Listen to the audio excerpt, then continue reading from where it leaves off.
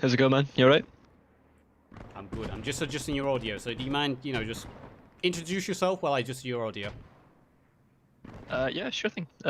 So my name is Second Lieutenant Reid. Everyone calls me Connor because that's my actual name. And I'm a second lieutenant with the 6th Guards Armored. I was in charge of the AT section tonight, which was a tough, a Is tough, that good, uh, chat? a tough game for sure for us. It didn't really go to plan for the AT squad. Is that good audio, chat? Christ, I've been in this position for about 2 years now, so I was here for the last ladder, as part of That's good. 404 Not Found with Okay. RIP and CMP.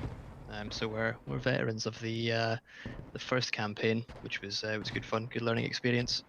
We at that point in time we were sort of Good.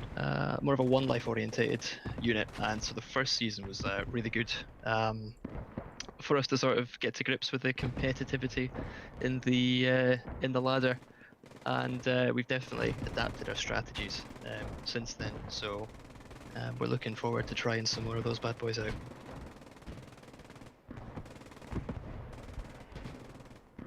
I That's hope you good, man. enjoyed that. That's good. For me, I get bored of talking about myself. It's fine. I just got your audio adjusted. You're perfectly dialed in now. Yeah, so I'll start with the first question. You already answered it a little bit. Are you pleased with the results of this match? Yeah, absolutely, man. I think it was always going to be a difficult match to jump into. These guys are, the top of the group, and it's obviously for good reason. Those guys know what they're doing for sure. They maintained really good sporadicity throughout. Definitely kept themselves well spread out and made it difficult for us whenever we tried to attack. We're obviously sad that we didn't come away with a win, but there was lots of strategizing beforehand that went into it. Some things worked, some things didn't. So that's it's always good to test those out in a live match. Could we have done better? Always, we could always do better. But it's a learning process. So definitely we're going to come back in with our heads held high, knowing that we bled them just as much as they bled us. Okay. You spoke briefly about the strategy. What was your strategy going into this game? Can you give us more in-depth details on that for the people who wasn't in the match? Yeah, sure. So the overall consensus was to hold on our side of the river for as long as possible because we knew going into it the river was going to be the hardest point. Obviously, when you're on a defensive map like this, it's really difficult because the river acts as a big natural barrier, and any choke points or crossing points that can be utilized by the enemy always will. And so we sort of knew from the get-go that mortars would be our best bet to try and thin out the enemy so that we could cross. Um, and their counter mortars were top notch as well, it must be said. So the idea was that we'd hang back a little bit at the start, hold a position, let the mortars thin out and smoke up ahead whilst we try to build up the southern pontoon crossing and cleared the northern woods of enemy infantry, which we knew were going to be there. That's a given, really. But like I say, it's always difficult to try and plan for an event like this because as soon as contact's made, your plans outside the window in it. But yeah, like I say, the general idea for us, 90% of the planning was just the first point because it's the hardest point in the tournament. I'd say the hardest layer, and that point is always going to be a nightmare to try and take. So all of our planning just went into sort of maintaining good mortar fire across the bridge, exploiting gaps where we've seen them. You've probably seen in the stream a few times we managed to cross over the main bridge. Did, yeah. Enemies were distracted. But fair play at their mortars, man. I think I spent must have been half an hour at least stuck inside the bloody house at the bridge. I couldn't get outside because of the mortars. Yeah. Yeah, like I say, the planning that went into it was good on our end. We tried some new things and they didn't work. But yeah, like I say, it's upwards and onwards.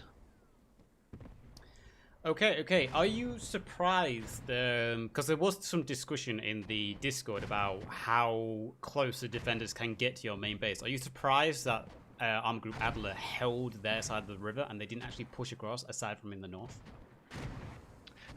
Yes, we're surprised that they didn't push across, but we also kind of expected it because we knew they'd have a good mortar setup. It's really easy to sort of just dial in good mortar fire onto those 3 points that you can cross. So we knew for a fact that if they managed to get across before the mortar started firing, get our ally down, etc., that would be really difficult for us to come back from that. But you know, I think a few times they did get across the river onto our side, and they definitely did some damage early on. But I think they gave up after a while with trying to get across the river in any great number anyway to sort of disrupt our rear line. Yeah. What that is, they could have done a lot more damage if they if they continued to try and pour men across at points. They could, but yeah, certainly I'm definitely surprised that wasn't more of an emphasis on behind the lines raiding from them. Okay. We saw a lot of smoke being used throughout this game, and I've got to say, I think a lot of it at the beginning, especially, came from the Armeegruppe Adler guys. What are your thoughts about them basically blinding you guys constantly, especially on the main bridge with their... Obviously, the British get better smokes, probably the best smokes in the game. What do you think about that? The move by them was definitely unexpected from my perspective. I didn't think that would be a thing, but you know, when you're on their side of the river, you know where you're going to go before the smoke lands. Like you've got a clear route of advance. You know what you're doing. You know what the plan is.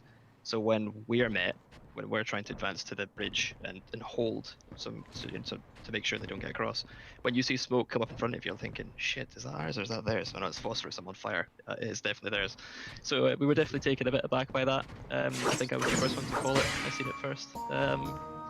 So, you know, I knew I had to get inside the building because if there was smoke in the main bridge, that means they were probably going to try and rush people across. And I did kill one of their members in the house. But that was the only person who came across the main bridge for most of the game that I saw. But yeah, the smoke definitely took us aback for sure. And obviously, being British smoke, it burns as well. So we were on fire, running in advantage. At what point did your pre-strategy that you planned for kind of go out the window, and from there you guys had to adapt on the fly? When did that start happening? As soon as the first smoke shell hit, really. Oh. If we were in a position to dart across the main bridge right at the start, with my 4 other guys as the AT section, we would have just held at the bridge. You know, like I said earlier, the whole idea was to just hold initially, let the mortars do the work, thin them out, and then look for advantageous gaps to sort of jump into. And there weren't many of those, you know, so Yeah. it was quite difficult. But like I say, we did our best, and that's all we could have done there, really. As with any plan, I think any other unit would agree that you could plan to the death. You could spend an hour or 5 hours planning and have the most in-depth or not in-depth plan ever, but as soon as contact's made, it's always chucked out the window. Yeah. Now that you've been on the attacking side of this, is there any tactics that you're going to take into your defending in next week? Anything you've learned whilst attacking that you'll use in your strategy for next week? Or, you know, you don't have to say if it's a secret. Yeah, I'm not going to give too much away. We've definitely got some ideas. Especially, we'll definitely watch back your footage and analyze it in further depth with our squad leaders and that type of thing. But sporadicity is a big thing, as I've mentioned before. The state of being, you know, sort of sporadic and spread out. That's a big part of what we do in our defense. So we're gonna see how that goes for us. Those guys did really well tonight. You noticed up until the end of the game they were perfectly sporadic. You know, they were well spread out across every front. So if a mortar shell had landed on one guy, it was probably not going to damage the other guy. So it's really important to maintain sporadicity and try and just focus on those choke points. But you know, they put up a really good fight holding us, and we're going to put up a really good fight holding them. So we'll see how it goes. Yeah. There's one thing I want to move away. One thing I want to ask before we move away from your strategy. At some point, I can't remember who it was, but there's a 3-man crew driving a transport truck, just trying to rush across the river. What was the idea behind that? Yeah, so I was one of those 3 men, and I'd like to blame my chief of armor, Staff Sergeant Scott. He was like, Reid, we need to do something, man. Let's try something balls to the wall. So when you chuck it next, when you die, get your radio, man. Spawn in at main, and we're gonna nip into that truck. We're gonna bomb it across with the cover of the tanks. And I was like, yeah, okay, cool, wicked. I mean, why not? We can give it a bash. And as soon as we hit the bridge, I don't know if it was an AT mine or if it was a shell, but yeah, I just seen "You are dead" pop up. I'm like, fuck's sake, Scott, you idiot! Why did I listen to you? Yeah, I think it was an AT mine. I mean, you almost made it across. It was a good attempt. It was a good attempt. Let's put it that way. Yeah, definitely spirited. Okay, moving on to my next topic then. So Armeegruppe Adler, I don't know too much about Armeegruppe Adler. I know they're made up of a series of clans. I think they're German clans. Was there anything going into this match that you knew they were very effective at? And if there was, what were you planning to do to counter it? Yeah, we always try and do as much research on opposing clans as possible, and you know, these guys were no exception to that rule. They've proven themselves in all the matches beforehand. You know, other people we've spoken to, we've seen training games of theirs and that type of thing. If we've played with them on servers or old matches or whatever it might be, we knew these guys are tough opponents. They're well organized, well drilled. They obviously coordinate themselves quite well. They react and respond to situations that might cause them distress quite well. Is, you know, if a flank opens up or something, they sort of just you know, throw men on it until until it's not a problem anymore. So that we definitely knew they were going to be, you know, highly motivated, coordinated, and sporadic, of course. But yeah, those guys did well. I don't really think there's too much planning you can do when it comes to specific foes. You know, we've tried with other people, other opponents we've faced in practice matches and stuff. We've tried, for instance, if we know they're really good tankers, our tankers will sit back and just pick them off instead of go to them, that type of thing. But it's really difficult to do that in a league like this one, where every mistake that a team makes is taken on board and either changed or adapted, and improved on for the next match. So it's kind of hard to plan ahead for tactics when they're constantly evolving. Yeah, understandable. Okay, I'll move on to the next thing then. Based on tonight's match and your team's performance in the match, is there any aspect of your team that you feel you need to practice more on going into the next matches in this tournament? There's always a certain level when you look back in hindsight and you analyze footage and that type of thing. It's always important to try and pick out big areas of improvement that need to be focused on. For me, we didn't maintain sporadicity quite enough. I think, you know, it was at certain points towards the end as well. You've seen it when it was just an absolute bum rush to the into the northern forest line. I was screaming in command chat. I'm like, fucking look at you boys, spread out, Jesus Christ. But it was really difficult to take that forest, and obviously the heat of the moment got to me a little bit. But yeah, overall, I don't think there's too much at a team level that we need to focus on. Our squadron leaders are always on point when it comes to fine tuning the men with training and that type of thing. So there's always a constant environment of improvement within the Sixth Guards Armored, and you know, nothing will change.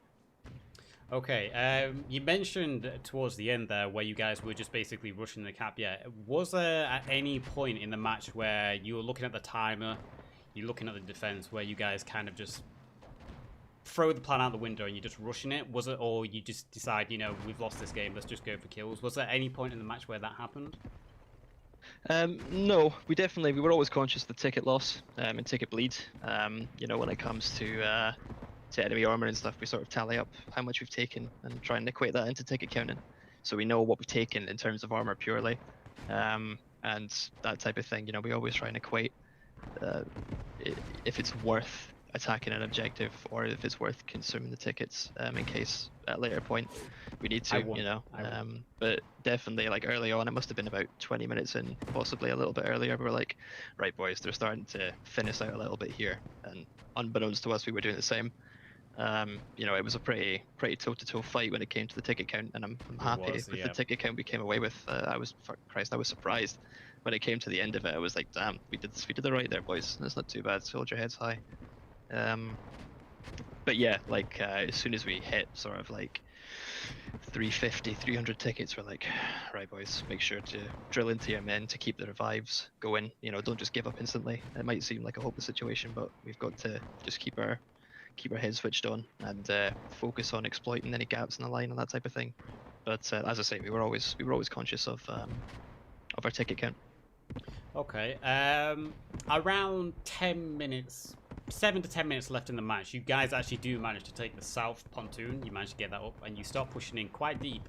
And we see this kind of a kill squad goes out with Baker on his own and Zoid leading a 4-man squad, and they just seem to narrow in closer and closer to the mortar team of Armeegruppe Adler.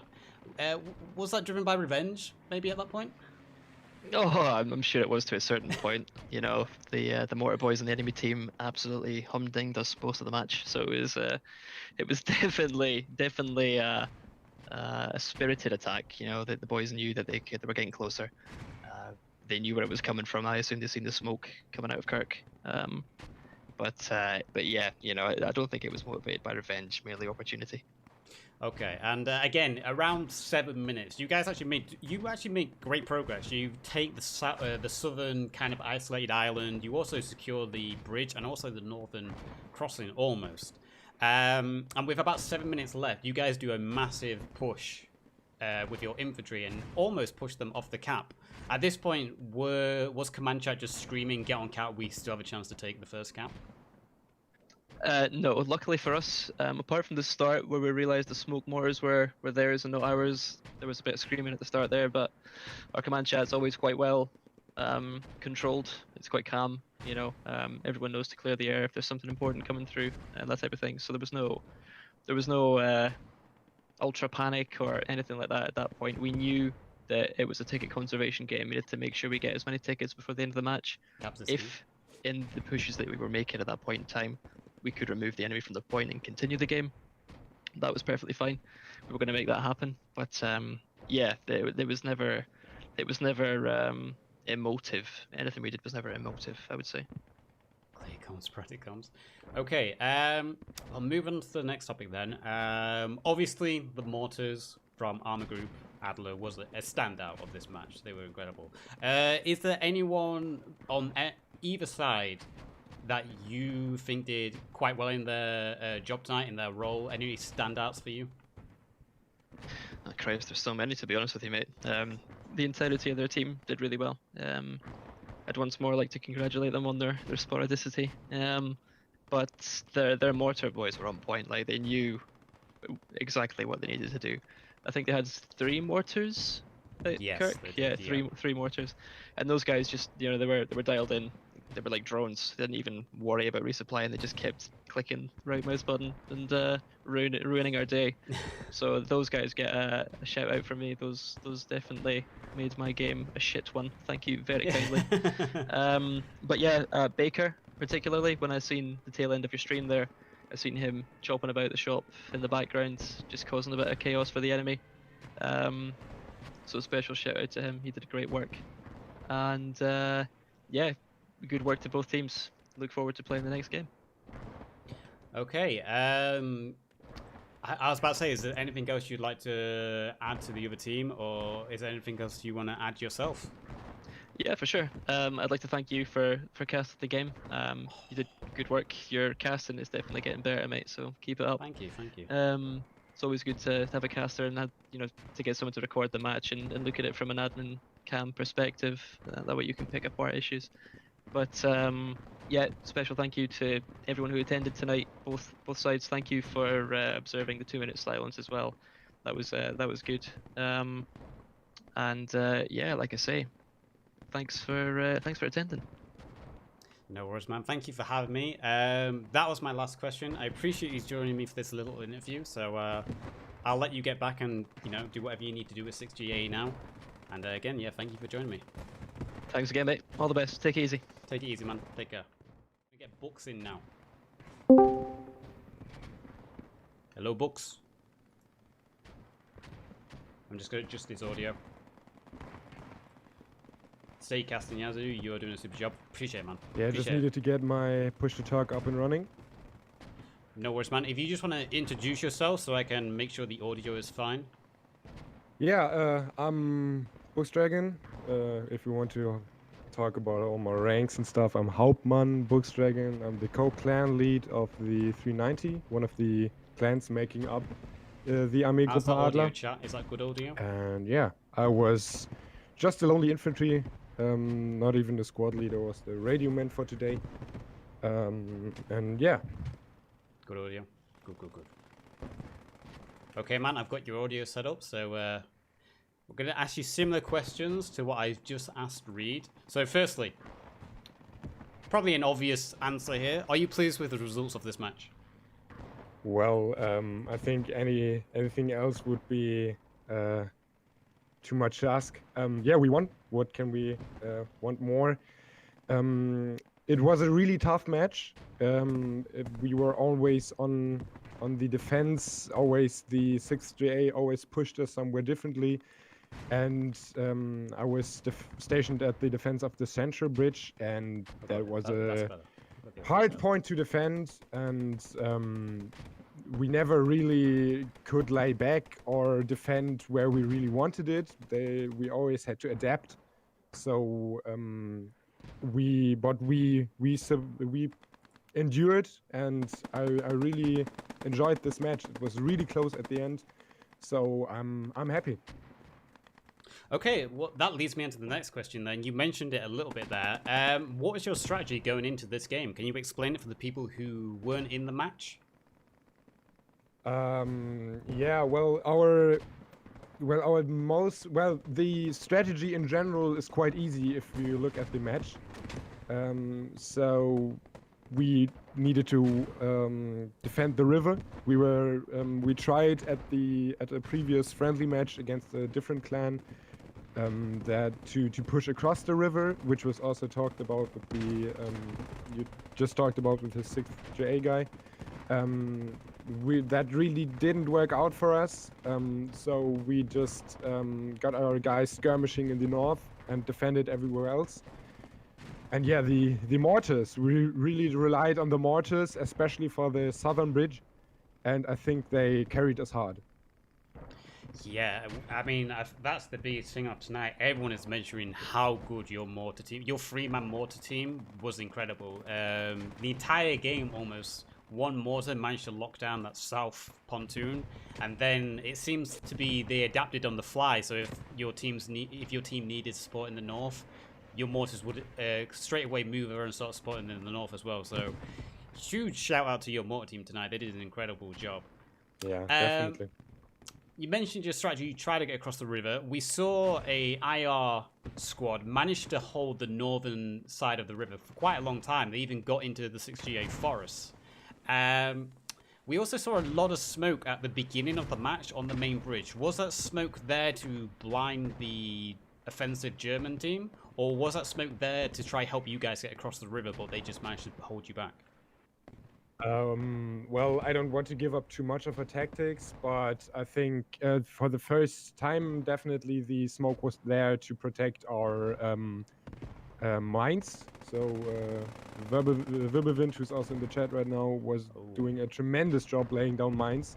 And we saw that the truck that was driven over the bridge didn't go very far. No, it didn't. No. And every tank that would have tried to get across or stuff like that would have immediately gotten blocked or blown up by the mines. So while the mortars was the obvious thing and the thing that racked up most kills, it was the mines that really made it all possible for us to rely on the crossing. Okay, well, you guys did obviously an amazing job defending the first capture zone. Was there a plan in place in case you lost the first capture zone? Did you have a backup plan to hold the following capture zones? Or was it just all dialed in to defend the first capture? To be real with you, no. We just had to defend that first point because if that point would have fallen, we wouldn't have had a chance. Especially against the enemy as strong as the 6th GA, that wouldn't have happened. I was also why this whole match was so close in the end, where they crossed with their whole team in the south. If they, well, we were still there strong. The sporadicity that was talked about really helped us out. But if they could have, if they had more time attacking our point, I think they could have had a good chance taking the first point, and then we would have been done for, because you can, after the first point, you can do such wonderful things with flanking and going from the north, the south, and stuff like that. So it really, that whole map relies on the first point. Yeah, it is. It really is. That first cap is everything on this map. I had a question. During the last 10 minutes, you mentioned how 6GA managed to take the south closed off central island. Let's call it just the south central island. And they started doing a big infantry push on the last cap. Were you guys worried at that point that they were maybe going to secure the last cap within the first 5 minutes? Last 5 minutes, sorry. I can really just talk for myself. I was really worried. I saw our whole match just crumbling down at the end where they crossed in the south. But we just did such a phenomenal job defending that river for such a long time, that time was just right, that we that the enemy didn't have enough time to defend the last point, attack the last point. I mean. Okay. Is there anything about your strategy that you felt didn't quite go to plan in this game, or something that you can maybe improve on for next time? Well, the next time we have to attack, so that's gonna be a whole different thing. I don't know. I'm really happy in general. Our mortars worked out, our mines worked out. So I can't really say that we had much mistakes. Our tanks did a little oopsie, but that wasn't really a tank strategy thing. Other than that, no. I think we had a good tactic. We pulled through with it, and I'm happy with that. Okay. Going back to your strategy for a second, how were your infantry squads composed? Were they 5-man, 6-man, 7? You know what I mean. How were they composed, and how did you go about designating who defends certain areas? Well, we have designated squads for regions of the map, and we other than that, we just locked down the central points with the bridge, with the forest in the north. We had our one skirmishing squad that crossed quite well, and in the south we had the logi that held it there, which was quite of a big problem, because the south was our least defended position, since we just relied on the mortar that they couldn't build up the ponton, and that's why they could break through in such strength as they did. So, well, we just designated ourselves to special positions, and I think just to play the meme, our sporadicity, a word I've never heard before this day, is really something that came natural. So it's really helped us out with defending the whole river section. And yeah, through that we got the victory. Okay, I'll move on to my next question then. Already kind of answered this a little bit, but I'll ask it again. Based on your team's performance tonight, do you think there's anything going forward in the tournament that your team needs to practice or improve on? To practice or improve on? Well, anything in particular that stood out that you feel as a team might be lacking a little bit? I think we would see that better when we would have lost the match, because I think tonight we just saw what worked out really well. The communication was stellar as always. We could rely on each other. As you already said, the Armeegruppe Adler is made of 3 German clans and the UBA, which is like ex-Yugoslavia. And well, the communication through that is quite well, and I think the only thing we could improve on is maybe the ticket saving, we lost quite some guys to just MG fire and stuff like also mortars. We talked a lot about our mortars, but the enemy mortars also did some damage to us. Some damage is I think too little. They also really held us back, especially in the end where they cut off our resupply lines. That was very well done, and in that we lost major tickets. So I think the thing we have to improve the most are the work of our medics. Okay, you mentioned briefly that your three clans all forming together. How does a typical pre-brief and pre-planning for a match go because you're three clans compared to 6GA where they're just one clan and they have their own Discord, for example? Yeah, we're actually 4 clans. Oh, you're 4, sorry, are 4. the 390, 7th ID, 91st, and the UBA. And yeah, it's it's a wonder of communication.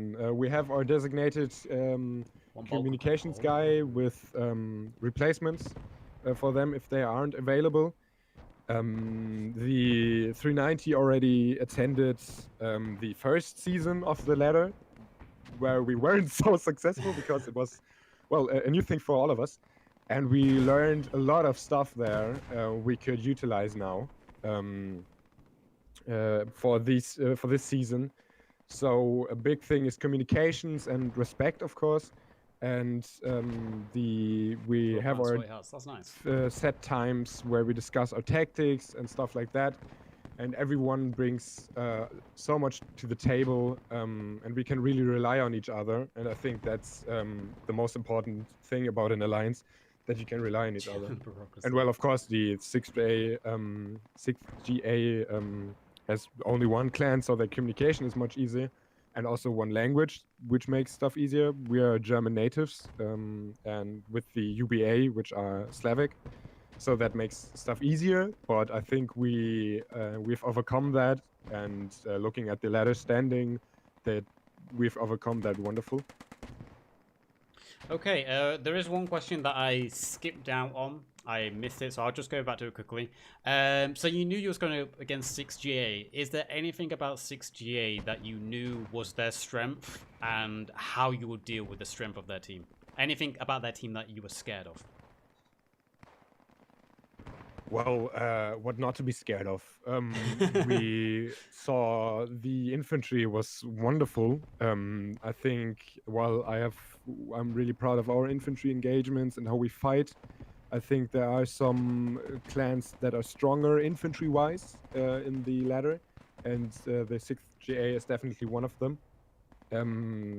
As I already said, if it would have come down to a fight from where they would have already crossed the river, we would have had a much harder time, and I think they would have gone farther into the capture point. So I think the map really saved us a bit about the whole infantry engagements. But as I already said, the mortars already did a good job. I don't want to give all the credits of the mortars to our guys, which were wonderful and phenomenal, of course, but their guys also did a real good job mortaring. So yeah, I'm really impressed by the 6th-day, and it was a really close match. Yeah, it was really close. Okay, I'll ask you this question then. This can be based on any team. Is there anyone in particular in this match that you think stood out and went above and beyond? Oh well, I would have to name so many guys, and only from our clan, the 390, because I only really looked at them.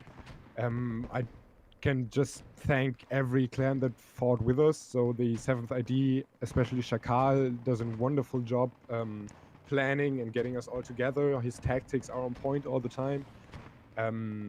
91st are doing a wonderful job with the tanks and the mortaring, and the UBA has a wonderful infantry. For my own guys, I could really just thank everyone. Wirbelwind, as I already said, was wonderful laying down those mines. And our Logi guys, headed by Reibs, who's also in the chat, I think, did also a phenomenal job. So I'm just really proud of everyone. Okay, I'm done with all my questions then. Is there anything you would like to ask, ask or add at the end here? Traka just asked a question about our mortar guys in the chat.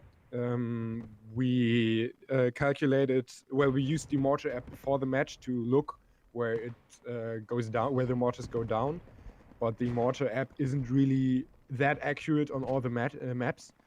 So we prepare ourselves how the mortar apps calculates that, so we know the general direction where they're firing, and that we perfect that by hand, so the mortars always hit on that one point where they get all the infantry. Okay, I think that was the last question. So I appreciate you joining me, Buxdragon, on the stream. Yeah, thanks here. for having me, and thanks for casting as well. Wonderful job. Oh, thank you, man. I appreciate it. Good luck in next week. I'm looking forward to casting that and see how you guys do on the opposite side of this match. Oh, that's going to be a special thing, yeah. It is. It's going to be a good match, I'm sure. But yeah, thank you for joining me, man. We're going to do the MVP now, where chat gets a vote on who they thought was MVP this game. So again, Buxdragon, thank you. And I'll love you and leave you now, man. Yeah, wonderful. Bye-bye. Bye-bye. There we go. Yes, he's for MVP. It's a 5-minute poll, so you guys get to vote for 5 minutes.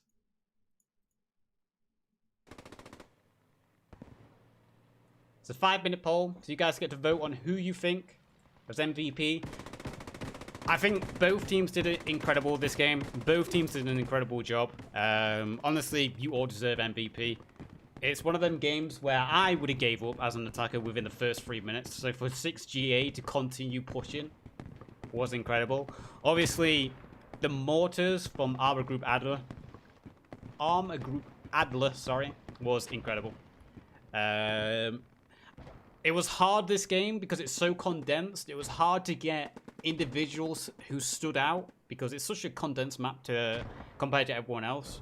So it's hard to zoom in on that one individual who stands out, but we did see some standout performances. As you can see, Baker from 6GA, I thought he did an incredible job. He took out a tank, he located an MSP, he got behind the enemy lines. So Baker did an incredible job. Yablinski did a great job pushing across the south pontoon, managing to get a kill streak that we captured. 3 kills with his K9 against some Sten guns, I believe, so he did an incredible job.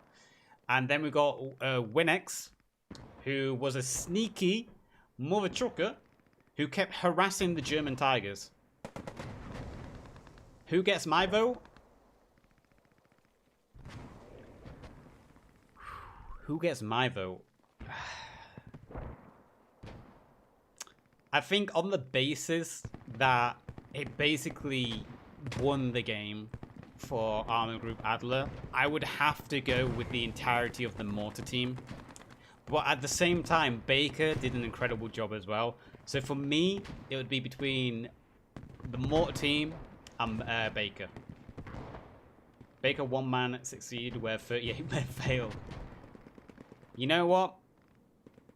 I'm casting my vote personally for Baker because he did an incredible job against that Firefly. He then located an MSP, and then he got sweet revenge against the mortar team. He helped get sweet revenge against that mortar team from Armeegruppe Adler. But again, it was great from both sides. So Baker baked croissants all around. It was great. There was so many standout moments. There was also the sniper over here for Armeegruppe Adler. There was a sniper watching the south pontoon for a long time, and I imagine that sniper did a great job as well, both communicating back to the mortar team and also holding back 6GA from that pontoon. So yeah, no, great by both teams. Great by both teams. It's gonna be great seeing next week. I can't wait for next week. Here he is. Who is it? PT. I missed it. PT Pook Sumpom. Solid Snake Baker. He did a great job. You know, I'll give it to I don't know how to pronounce his name. Ween SSS Nix from 390 IR. He took out one tiger, then he managed to sneak behind quite deep into the German territory. and harassed the tiger again. So I thought he did a good job as well. He was constantly like probing, getting through the enemy lines. Jablinski with the insane triple kill. Yeah, I mean, he did a great triple kill, pushing across that south pontoon.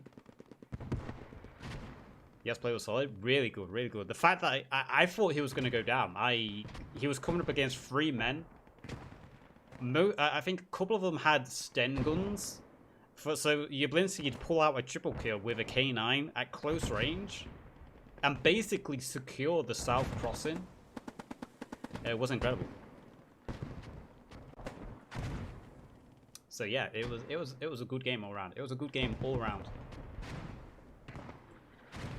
And I can't wait for next week. I can't wait for next week's game. It's going to be a good game next week. So there's a couple of minutes left. Get your votes in quickly. Get your votes in quickly. There's a couple of seconds left. It's pronounced Weissnix. Weissnix? Weissnix? Weissnix? Weissnix. Yeah. Weissnix. If you think it was a good game, dab. If you think it sucked, don't dab. I see what you're doing. I ain't your performing monkey. Weissnix. Okay. Good, man. I can pronounce stuff. I can pronounce stuff. So what's the... There it is. The poll. Baker. 50% of the votes. Then the Mortar team. Second. Jablinski third. And then Weissnix getting 0%. You really didn't like him taking out that tiger and being sneaky? Okay. Okay. But nothing over the UBA getting sniped to shit on the other side of the bridge. Baker. Yo, Twisted in Full. How's it going, man? So congratulations to Baker. You won the MVP award. Casted by chat. Both people involved in the match on both sides. And also people who weren't in the match just watching along. Not biased. You saying this is like the American elections? Is the MVP vote rigged? Don't rig my MVP votes. But congratulations, Baker, MVP. But again, both sides did amazing. Both sides did amazing. Shout out to both sides.